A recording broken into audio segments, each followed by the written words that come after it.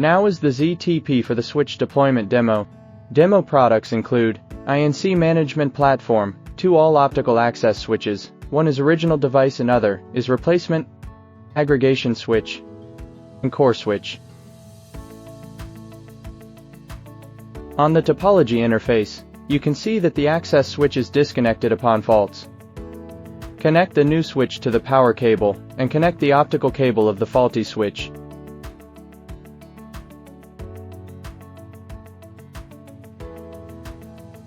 In the switch replacement list, the state of the switch being replaced and the original faulty switch configuration is being sent. Replacement process ends and the switch is adjusting configuration.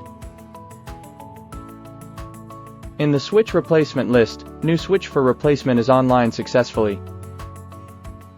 On the topology interface, the topology connection has been restored.